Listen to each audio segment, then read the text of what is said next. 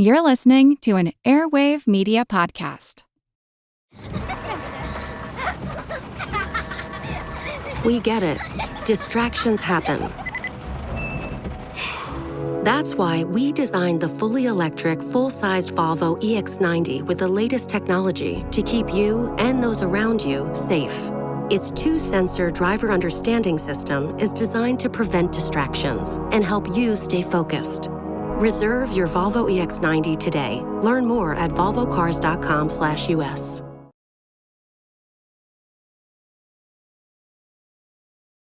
I'm Shelby. And I'm Laura. And we're Sisters Who Watch. You're here to learn about queens who slayed throughout history. Beware, there may be some profanity along the way. Guard your ears. Hide your kids, hide your wives. But do not fear. Katie and Nathan have got you covered. And speaking of queens, Listen to Sisters Who Watch, with us, modern day queens, Shelby and Laura, who review both the trashiest reality shows and critically acclaimed movies. Enjoy the show. And stay watching.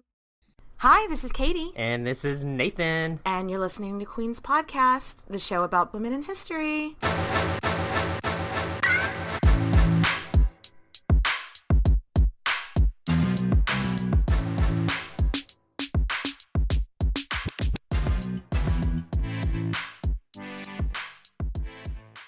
Well, hello, Nathan.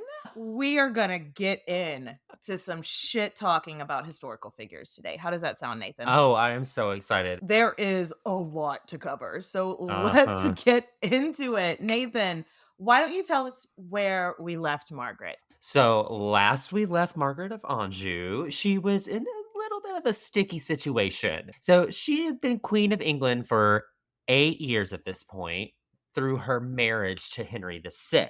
And in that time, she's made some friends. And if you were on our Patreon, you would have heard about a couple of those friends in our last Patreon episode. But she also made a couple of enemies too. Yeah, she was not popular with everybody. So also, like, the English political system, the vibes are off. It is chaos. It is a house divided right now. Lots and lots of fighting, all while Margaret's husband, who kind of sucks at being king anyway, he is just like hemorrhaging money left, right, and center. So he's being pretty divisive as well. Yeah, but after years of praying, Margaret of Anjou has finally found herself preggers. Yay! And with the announcement of her pregnancy, the fighting at court kind of calms down. Until after learning that they had lost a lot of land that they owned in France, Maggie's husband, the King of England, suffers some kind of mental breakdown. And Maggie is left to fend for herself, all while surrounded by enemies who want to be named the king's heir. So now we are all caught up from episode 1. Let's get into episode 2. Yeah, so first off, what the fuck is going on with Maggie's husband, King Henry? We really don't know, because mental health and mental illness, even to this day, we have a hard time understanding the origins and what it is and diagnosing certain things. So he's essentially, though, catatonic. So he's not responsive. He's just staring off into space, not reacting to anything. He can't feed himself. He can't even go to the bathroom on his own. Sort of in a coma, essentially, but his eyes are open. Who the fuck knows what was going on with him? We know he has a history of mental illness because is it Charles VIII in France who was also unwell? That's his grandfather. So modern historians are kind of stumped on what the fuck was going on with Henry VI, though we're gonna assume it's some form of schizophrenia. But like, if you're just like a regular guy in England in the 1400s, you're probably thinking the king is cursed. Oh yeah, maybe somebody's put a curse on him, or maybe he did something to piss God off, and so God is doing this to him as revenge. And I don't even want to think about how they would treat something like this. Oh gosh. Leeches? leeches. They would probably have you drinking elixirs, and priests were praying over you if they thought Lots of it was a holy curse. water. Holy Yeah. water, like, oh my No, gosh. thank Ugh. you. It's wild. We're still kind of stumped on what was going on with Henry VI. But how do we think Margaret reacted to this? Probably going into the room and being like, hello, I'm her wife. I'm big and pregnant right now, and I'm really scared. What's going on? I'm gonna need Come you to on. snap the fuck out of it, my man. I mean, that is the speculation station. We're just assuming that's how she was privately, because publicly, if she was freaked out, she wasn't showing it publicly. She's still keeping her very confident demeanor, saying that she is secure in her spot as Queen of England. And she continued to heavily rely on her friend, her bestie at court, Edmund Beaufort, the Duke of Somerset. But now that the king is out of commission, people are starting to whisper. People are starting to talk shit. Did the king actually father the queen's child? Like, Mm. look at him. Would he even be physically capable of getting someone pregnant at that point? Right? Right? Whereas Somerset was a bit of a slut. Mm. He had a reputation for sleeping around. And he has like 10 kids with his wife. So we know he's fully capable of, he's not shooting blanks. Let's He just put it that he way. can get someone pregnant if he wants to. Yeah. Yes. So the rumor was, did the queen sleep with Somerset out of desperation to have a baby? Mm.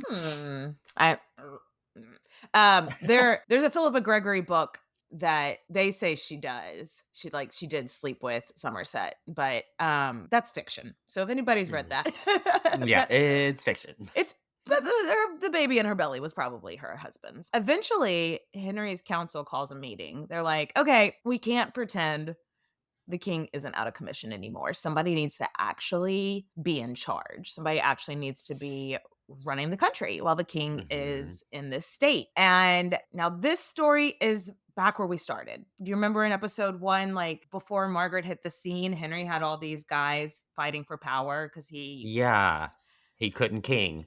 because he sucked at kinging. Well, now it's all the same people back, and it's kind of the same story again of a lot of infighting, struggle for power. So it's the Duke of York and the Duke of Somerset that are battling it out. Mm-hmm.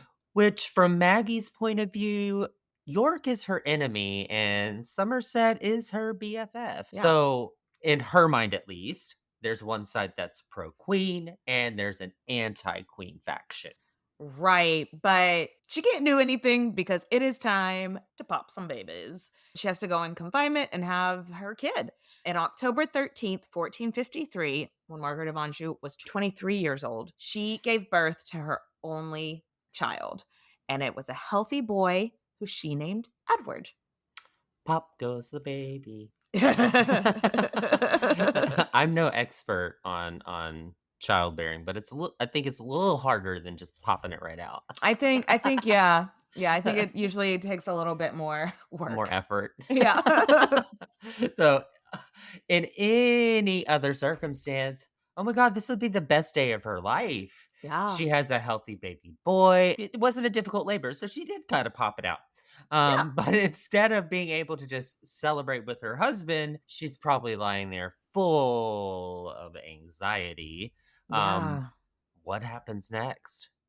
Yeah, I mean, it's medieval times. People were brutal, But after Margaret finished her month of post-baby, she has to a month before the baby and a month after the baby stay in confinement. After she leaves her confinement, she brings Edward to Henry and kneels down to his bed and is like, "This is your son." And I think she was hoping that just the magnitude of the moment would snap him out of it. But no, he just stared at the wall, didn't show any indication that he knew what the fuck was going on. That's so scary. So scary. And of course, people are so superstitious back then that, I mean, he's not reacting to anything, but then they're like, oh, he didn't react to his son. Is it his son? Oh God, just bad time for Margaret in a time that should be you're a queen. You have done the thing. You have made a son. You've done the thing you're supposed to do. It should be her moment of triumph and happiness, And he doesn't even, like, register. Like, he doesn't even recognize his son at all, much less as an heir. Yeah, he Like doesn't recognize him with his eyeballs, and he also doesn't recognize him as like, I recognize this as my child, my legitimate son. Yeah. Yeah. It's a bit of a loophole, but technically Parliament could disinherit her son, especially if he's, like, not cognizant and he's catatonic. Ah, They could have done that. yeah. And it you would assume that the king's son is going to be the next king, but yeah, Parliament could be like, well, didn't recognize him. Don't think so. Mm. So, because of this, Margaret decides that she is going to take matters into her own hands. So, while the dukes are trying to work out who is going to be regent, Maggie is like, okay, eyes on me. My turn to speak.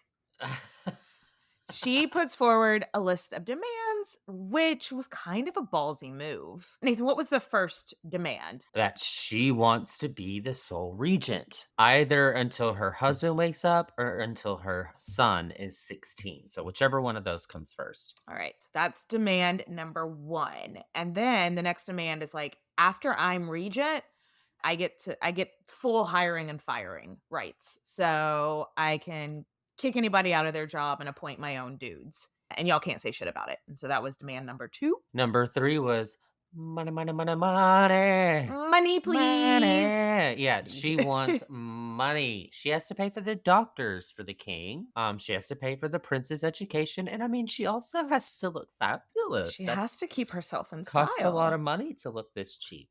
Yeah. So, like, let's unpack this. I think Margaret knew that she was never going to be named regent because, one, I mean, yes, they were super sexist back then, and she's a woman, so that's against her. But then also, she's super French. And so I don't think she ever thought she would like actually be named regent. But you know what I think of when I was reading this story? When you were a kid, did you ever want something like maybe for Christmas or your birthday or something, and your parents said no, it was too extravagant? Like, I want this video game. No, that video game costs too much. So you know they're going to say no to that. So you come in and ask for like 15 other things too. And like, actually, I want a car and I want sneakers and I want blah, blah. And then they're like, oh, just go to the video game. I think she knew she was never going to be named regent. So she asked for all this other stuff so that they would be like, just give her the money, make her go away. I think you're right. Yeah. So while it was a hard pass on the whole regent thing, the council threw a shit ton of money at her and asked her to get the fuck out.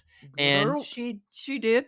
She took her son. She had her husband moved, and they laid low in Greenwich, or Greenwich Palace. This makes me think of, do you remember that video I sent you that was like, I don't need anything from a man. Actually, maybe give me some money. Oh my God. It is. It is.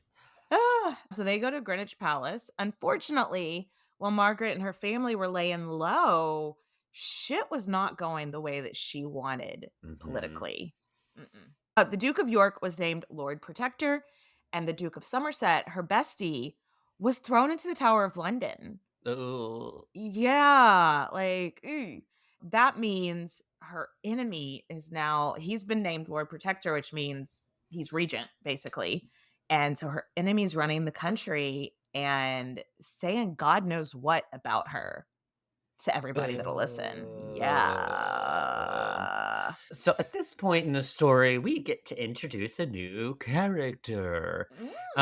New this episode, not really new to Queen's podcast, and this is Richard Neville, the Earl of Warwick. Or as he's known on this show often, War Dick. War Dick, yay. So War Dick had become the Duke of York's hype man and bestie. So just keep that, file that away. Put that in your back pocket. Put a little note on that. So now we have very little record of pretty much anything Margaret was getting into at Greenwich for that year that she was there. But we have to assume that York's rise to power probably freaked her out. Yeah. But are you ready for some good news? I'm always ready for good news. During the Christmas celebrations of 1454, guess who wakes up?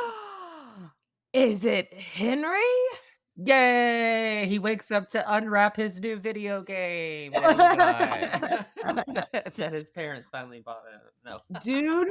Dude woke up and he was so fucking confused because he didn't like he was like, Yeah. wait, where are we? And who is that? Whose baby is that? Like, Oh what is gosh.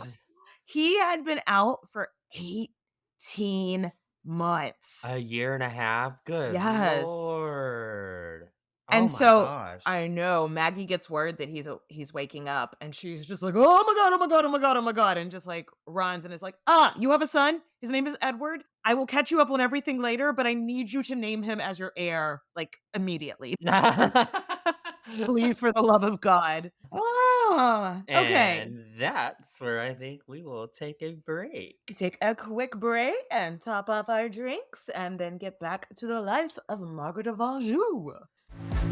Hello, queens. Oh my gosh. Autumn is here. Summer is finally over. And I don't know about you, but I'm not really wanting to stay cooped up in the kitchen when there is fresh fall air and pumpkin patches out there. Yeah, I want to be out getting ready for spooky season. So I am loving the time I save with Factor's no fuss, no mess meals. Keep kitchen time to a minimum. Factor meals are ready in 2 minutes. No shopping, no prepping, no cleanup. Wait, 2 minutes? Nathan, that can't be right. 2 minutes is all you need for fresh, never frozen, dietitian approved meals. Okay, but I'm vegetarian, and honestly, I'm trying to eat more grains, more plant-based. Would Factor have meals for me? Yup. Whether you're living your green goddess goals on a keto journey or aiming to get more protein in, Factor has some meals for you. And with 35 meals to choose from and 60 different add-ons, you're never going to get bored. I love this. I can work on my Halloween costumes, and Factor can keep me eating my greens. Nathan, do we have any deals for our listeners that might want to try Factor today? Well, wouldn't you know? Head to factormeals.com/queenspod50 and use code queenspod50 to get 50% off your first box plus 20% off your next month. That's code queenspod50 at factormeals.com/queenspod50 to get 50% off. Cheers, y'all! eBay Motors is here for the ride. With over 122 million parts, you can make sure your number one ride or die stays running smoothly. Brake kits, LED headlights, bumpers, whatever your baby needs, eBay Motors has it. And with eBay Guaranteed Fit, it's guaranteed to fit your ride the first time, every time. Plus, at these prices, you're burning rubber, not cash. Keep your ride or die alive at ebaymotors.com. Eligible items only, exclusions apply. And we're back.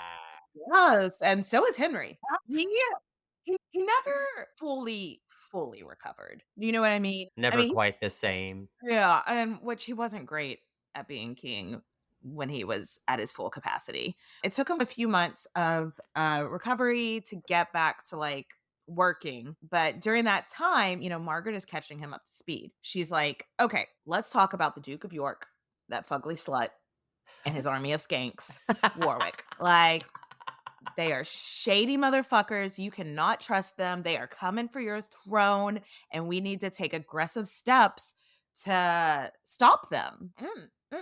They're bringing down Regina George. And when the king called his first council meeting back, he didn't tell the Duke of York it was even happening. The king is like, okay, this is what's up.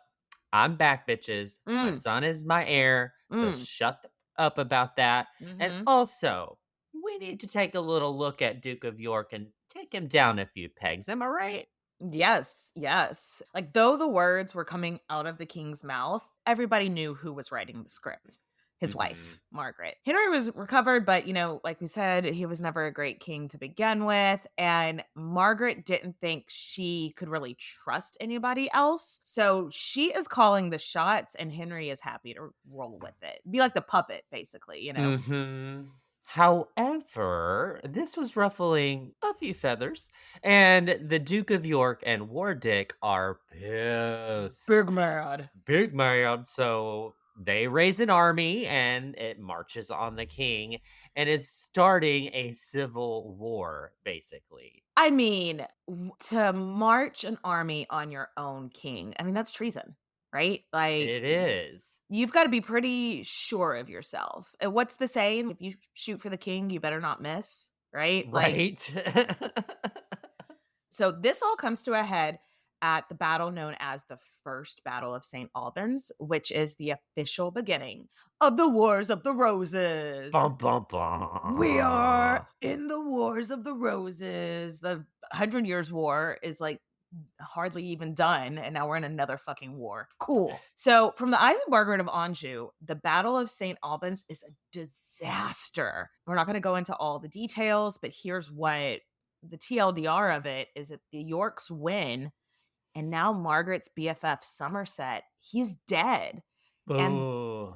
his ending was very dramatic. Like, I think the Earl of Warwick like dragged him out of sanctuary or something. I can't remember exactly the details, but it was like a dramatic death. But to make everything even worse, the king was captured and taken hostage. Ooh. Why was the king there? Why was Yeah, the king on the right? battlefield? Like, dude, Get him off of that. why was he there? Why is he here? Keep him Yeah, safe. he is just a liability. They have taken the king hostage, and this is a huge what the actual fuck moment. Mm-hmm. Luckily, the Duke of York wasn't going to hurt the king, but it appears he also didn't have a plan. Mm-mm. I mean, not really. He had concepts of plans. He had concepts of plans. He marched the king into London and gave this speech about we aren't against the king. We're against the king's advisors. Blah, blah, And blah, his blah, worst blah. advisor is the queen. Oh my God. It's like tired at this point how much we have to Mhm. talk about. You can't talk shit on the king, so you talk shit on the queen. Come up with something more original. Right? Duke of York, thanks. Basically, York demands of Henry, he's like, name me Lord Protector again. And Henry was like, okay. But like everybody at court was like, we don't need a Lord Protector. The king is cognizant. Like, what would be your role? They were like, that's no. And York was like, fine. Then I need the king to tell me that I'm the most special boy in England. Mm. And Henry's like, yeah, you are the most special boy in England, I Sure. guess. Sure, you're the most special boy. So Henry gave York the title of Constable of England, and then York just kind of let him go after a few months. So when Henry returned to Margaret, she is not ready to put this shit behind her. She is fuming. This is a hot-headed woman to begin with. She's like, what the fuck? She's looking at York and she's like, okay, you are responsible for, remember her friend, the Duke of Suffolk from the first episode and from the Patreon episode? You're responsible for his death. And now the Duke of Somerset is dead as well. So you've killed two of my friends. You wanted to depose my husband. You want to take my son's inheritance away from him. Fuck no. Actually, you know what? You can actually go fuck off. And she's like, I don't even want to be in the same city as this guy. So they pack up the court and for the next few years live in a city called Coventry, which is about a 2-hour drive north today of London. We run the country from here, actually, because I don't even want to be in the same city as that fugly slut, York. I don't even want to breathe the same air as him. No. But York, on the other hand, stayed in London where he was kind of running a lot of day-to-day stuff there. But let's be real. The truth is that Richard, the Duke of York, probably would have been a better king than Henry. Yeah. He had the military experience. He was a good politician. He and his wife had a ton of kids, so there's no succession crisis if he dies or something happens. Margaret knew all of that, and we think that made her a little bit nervous and made her hate him way more. For sure. Over the course of the next 2 or 3 years, Maggie and Henry ran the country from their court in Coventry. Though Henry had recovered from his illness, like we were saying, he never really fully recovered. So Margaret is calling the shots in Coventry, and he's just like, "Yep, sounds good, babe. Thanks. Looks like you got this. I'm going to go pray or do whatever the fuck he did." Margaret was thriving during this time. She really was. She was made for leadership. Mm-hmm. She had their castle loaded up with a few more cannons. She fired all of York's friends from all of the important positions in the country, and she replaced them with all of her loyalists, her friends. So she is living it up in this leadership role. Yes, she is. She is not middle management material. She is CEO material. Absolutely. Mm-hmm. But in her eyes, her most important job right now is raising her son.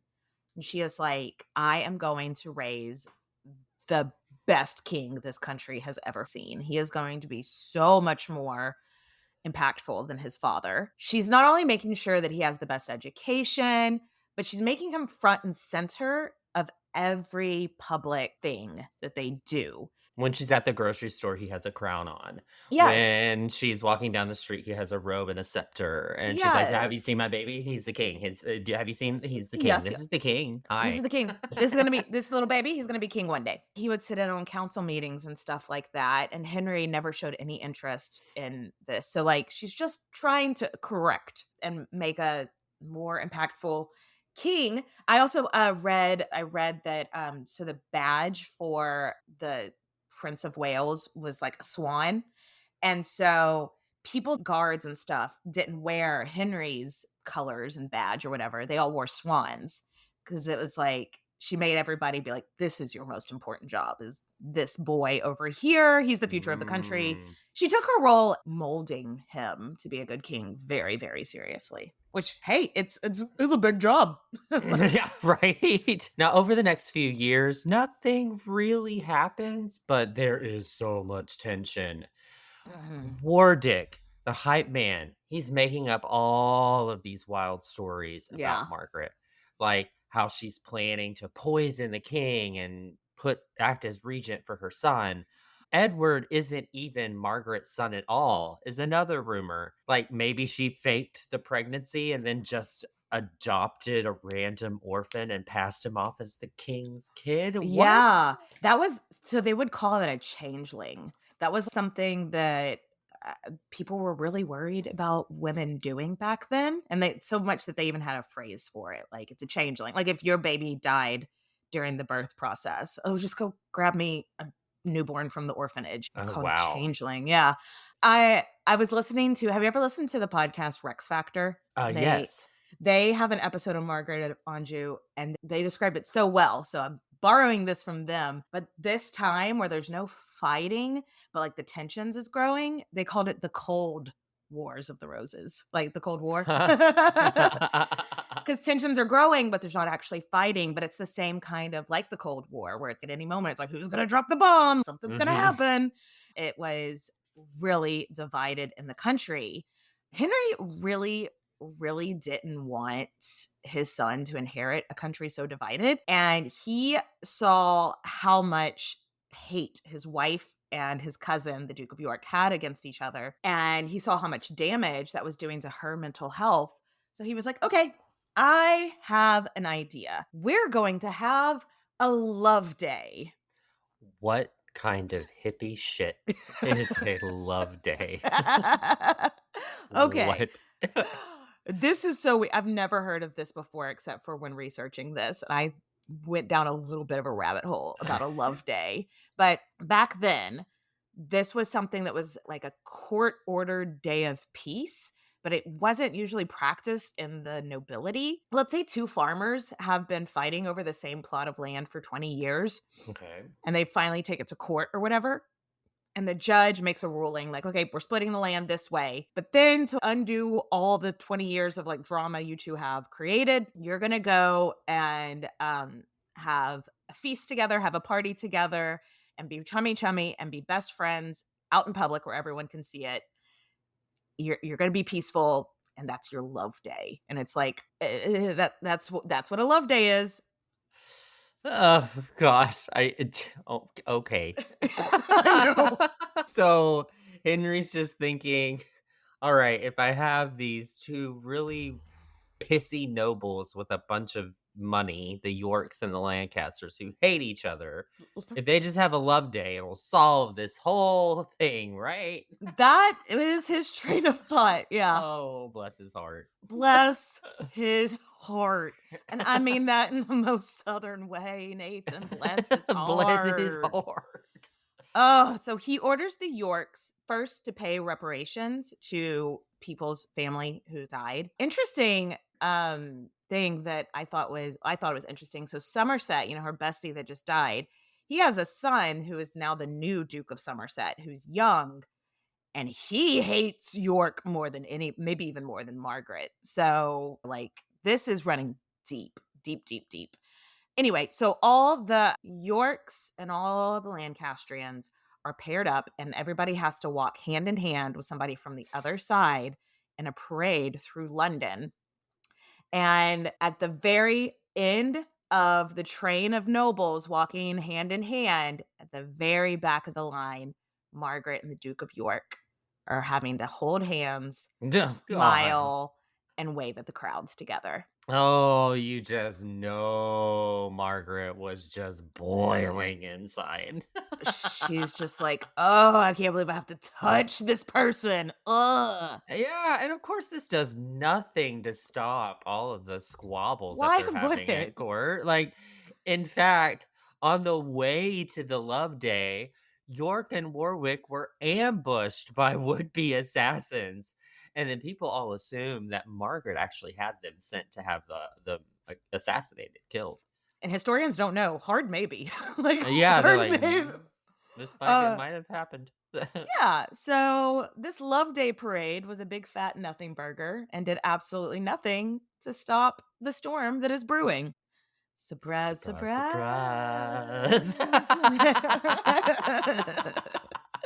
All right, Nathan, before why don't we just leave for this next ad break on a high note? You know what? Don't even listen to the rest of the podcast. This solved it. The Wars of the Roses didn't happen. The Love Day solved it. You can tune out now. Please don't. Oh my God. All right, we'll be right back, y'all. Earning your degree online doesn't mean you have to go about it alone. At Capella University, we're here to support you when you're ready. From enrollment counselors who get to know you and your goals, to academic coaches who can help you form a plan to stay on track. We care about your success and are dedicated to helping you pursue your goals. Going back to school is a big step, but having support at every step of your academic journey can make a big difference.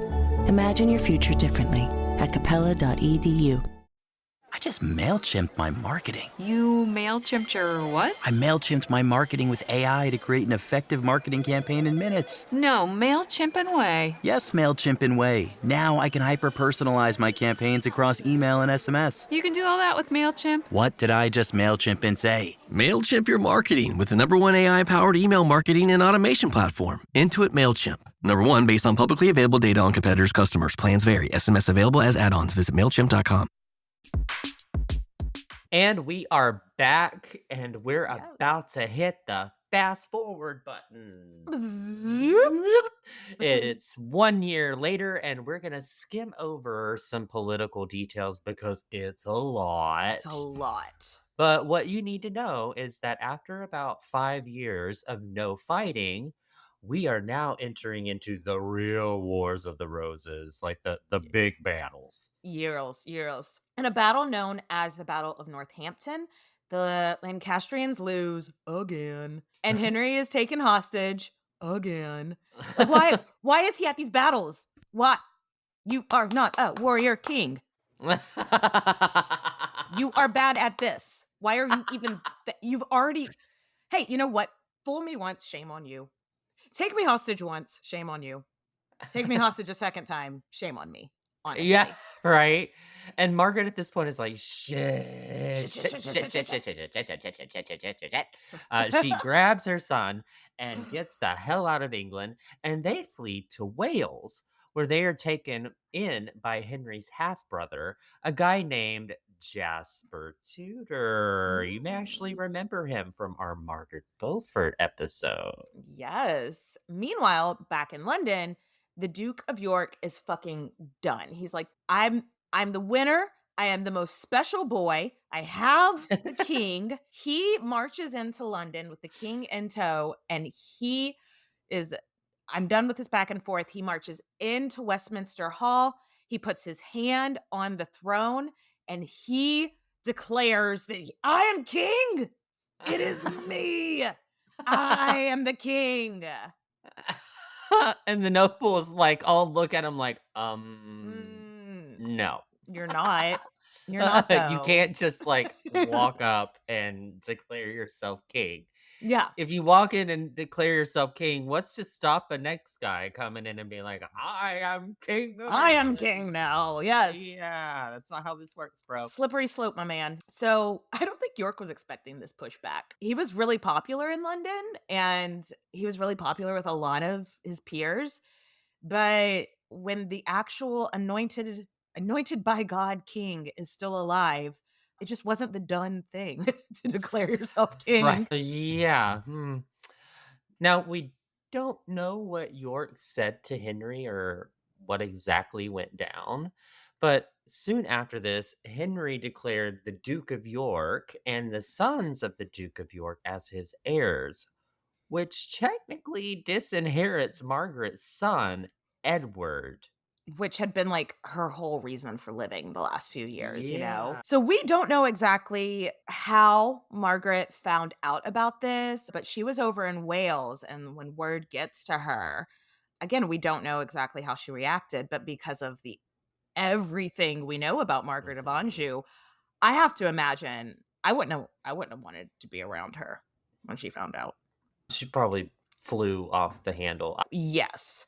I'm going to go ahead and assume she saw red and everything around her crumbled because, I mean, that's her son's inheritance has been her priority for years now. And so this, in her mind, she's like, that is the last fucking straw. I mean, did anyone really think that she was just going to roll over and not fight this? Right.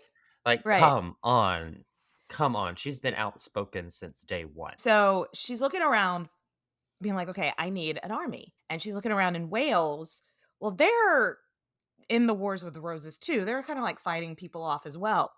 And they just don't have an army to give her. So she is like, okay, who hates the English? Scotland. So she goes to Scotland and she is like, I know you love fighting Englishmen whenever you get a chance. Give me an army and come kill some Englishmen for me, please and thank you. The King of Scotland at the time was James III. However, sweet baby James was only like 9 years old. Yes. And the regent for Scotland at this time was his mother, a woman named Mary Gelders. And Maggie's like, okay, let's talk. Woman to woman, mother to mother. And Mary was like, if anything, Scotland benefits from watching English actually kill each other. So yeah. Why would Mary help her? Yeah, like why would I help you? For sure. But Margaret really was a fantastic politician when she didn't let her need for vengeance dictate what she does. And so she's like, let's make this mutually beneficial. You have an army. I need an army. I have a son. You have a daughter. We will espouse them. We will get them engaged. And your daughter will go on to be the Queen of England one day. And Mary was like, I think that'll work. Yeah, right. That'll work. Yeah. That is a good plan. Yeah. So TLDR, the Queen of Scotland agrees and gives Margaret some troops. Half of those troops hook up with Maggie's two leading officers, the new Duke of Somerset and the Duke of Northumberland. And the other half of the army is going to march into London with Maggie herself. Yes. So we are coming towards the end of this episode, so we need to do a bunch of skimming. Here is kind of an oversweeping summary of what happened next. So the Dukes of Somerset and Northumberland are really skilled military dudes. They find the Duke of York hanging out in North England, probably still celebrating the 12 days of Christmas because it's December 30th. Not North England, into December, not ideal fighting conditions. But the Duke of York is a cocky motherfucker. So he's like, oh, yeah, sure. I'll meet you anytime, any place. So on December 30th, he died. Not There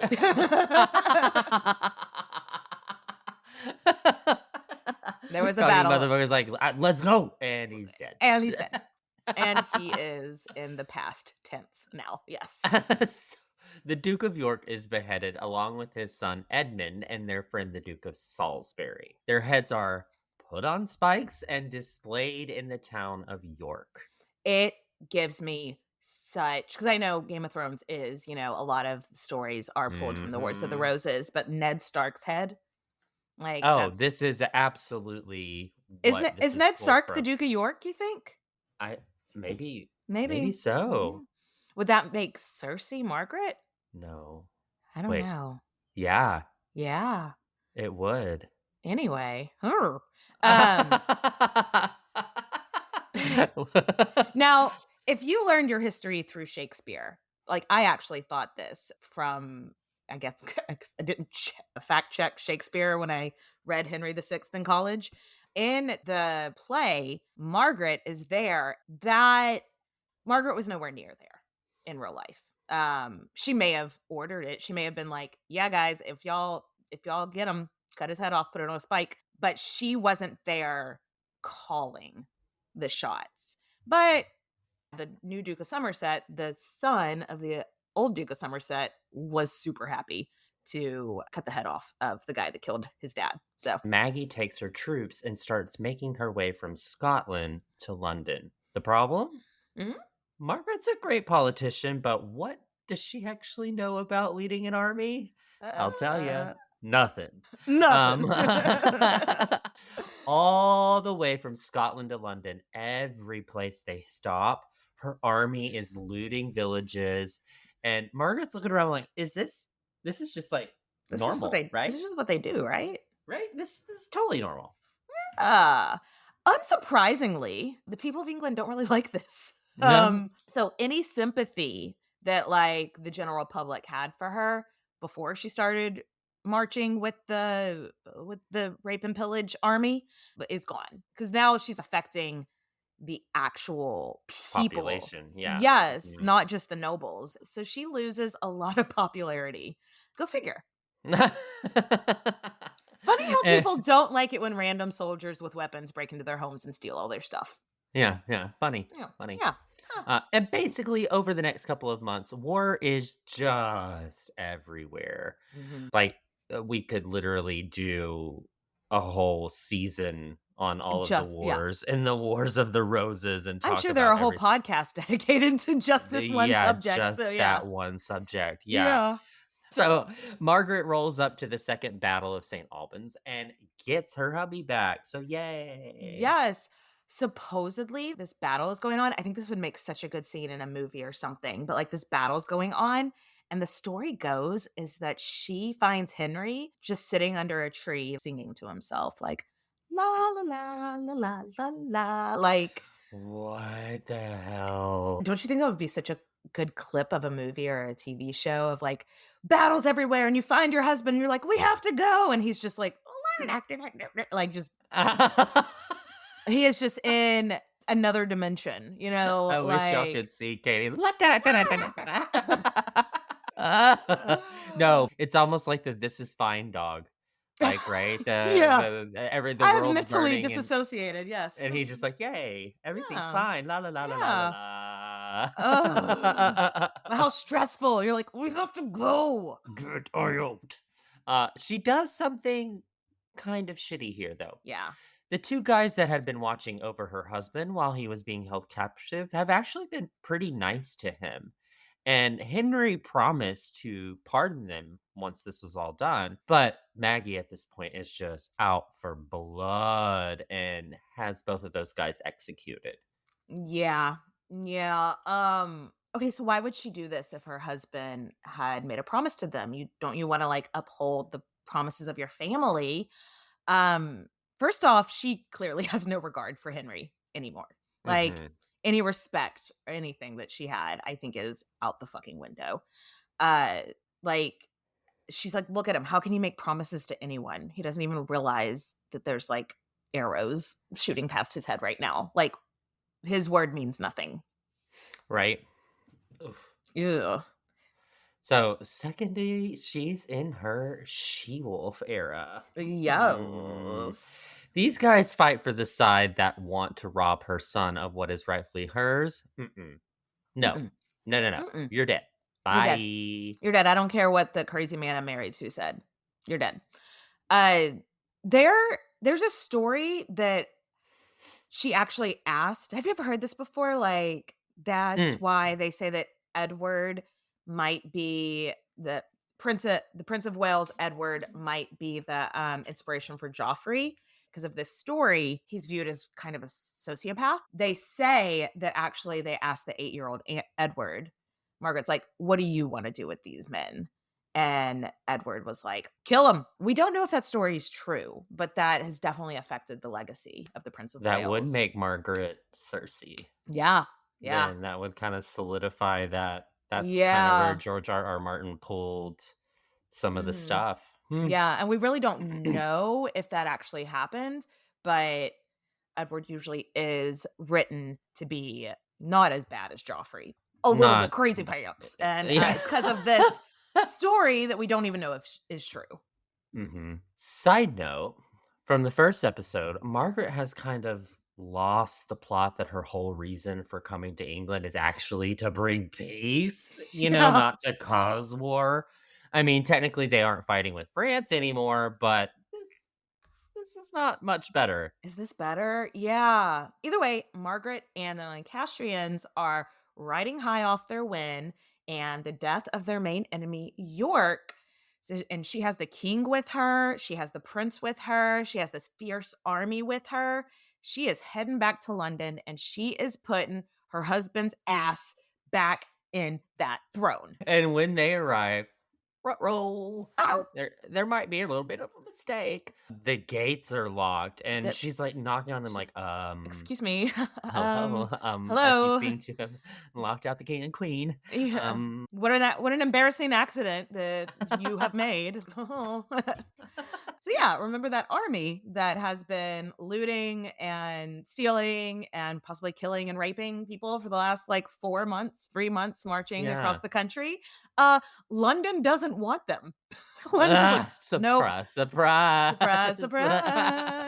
Yeah, Londoners are not exactly excited about letting them in. And London's like, actually, we think we're going to break up with this king and put another guy in place. Popular opinion was that Henry VI had marched with an army that inflicted harm on his own innocent civilians. Which he did. And therefore, he's not really holding up his duty as king to protect them. So he's being kicked to the curb. Yep. Since he had not yet overturned the decision that the Duke of York and his sons were his heirs, that means there's a new king in town, baby. Yes. And he is super hot. 6 foot fine, charismatic soldier, Edward of York, aka Edward IV. Yes. I always think of Max Irons that plays him in The White Queen. I like to think he was really that hot. But I mean, he was definitely charismatic. Yes. Don't Google his photo because it doesn't really... No. It doesn't look like super duper I know. Just look at Max Irons. It's fine. That is where we're going to leave Margaret today, at the head of a really pissed and unruly army, turned away from London, taking care of her absolutely useless poor baby Henry, and finding herself no longer queen. And she is pissed. She's pissed. All right. Well, we'll catch y'all in a couple of weeks. Cheers, bitches. Cheers. Hello, everyone. Takuya here. And I'm Gabby. And we are the hosts of History of Everything, a podcast which you can probably guess by the name is, well, I mean, it's about everything. Do you want to know why people thought potatoes were evil and would give you syphilis? Are you curious about all the stories of the terrible and stupid ways that people have kicked the bucket over the years? Do you want to hear tales about all of the different badasses of history and the lives that they had brought to life? Well, if so, then look no further. History of Everything is just the right podcast for you. It's available on Spotify, Pandora, and anywhere else that you get your podcast from. Join us for some fun and just see how weird and wacky history can be.